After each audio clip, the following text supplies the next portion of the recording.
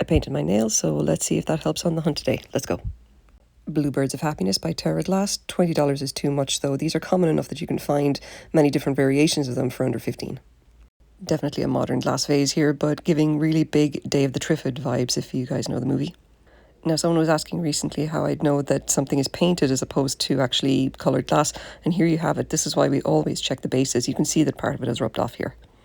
Another example of why we cannot trust the internet. It will tell you all day, every day that these are from Murano, but no, original stickers, they are from China and more than likely modern. Now, this is a really interesting little teapot. It's more than likely by a German company called Huchenreuther, even though it isn't marked. I just happen to know the forms. They did a lot of Art Nouveau stuff that was imported into North America and then painted by artists here before being put on sale. A very interesting piece. This is Mexican glass, if I remember right, and I've seen the cups that go with this picture before. They're not present here, unfortunately. Another singing bowl, how nice. I think I'm going to take this one for myself, and also while I think of it, happy Diwali, everyone.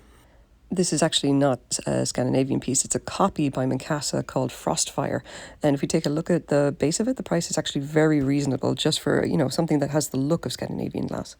Easy ID here. This is a pattern glass piece, Bryson Higby, from about the 1900s. I think it was reproduced by New Martinsville as well, so no guarantee it's the original, but still very early glass. And of course, if we break out the black light, there we go. It's got the manganese glow. Even more Barbara's bottles here. There's a couple of them here. More than I would like to pay for them, unfortunately. And worth noting that if they're clear, it's entirely likely they could be wine decanters instead. There's not really a whole lot of distinction. These little bottles are kind of used for a lot of different purposes. I love an old whiskey bottle. They're all very usable, even now, years later.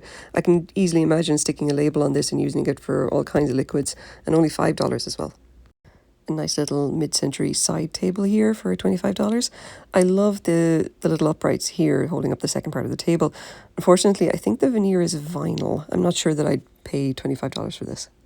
A nice barometer here, and maybe a little bit sad because the inscription at the back says that it was given to someone in 1986 for their service, and I can only imagine that that was when they retired, and you can guess that's why it's now in a thrift store.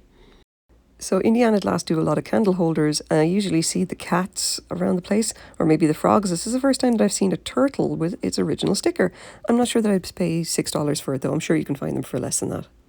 Lovely little brass duck here, such an interesting design on him as well. I think for $5 I'm going to take him. I know a friend who I think is very much going to like him. A pretty good day, the sun's come out and you can't go wrong with a duck. Talk to you guys next time.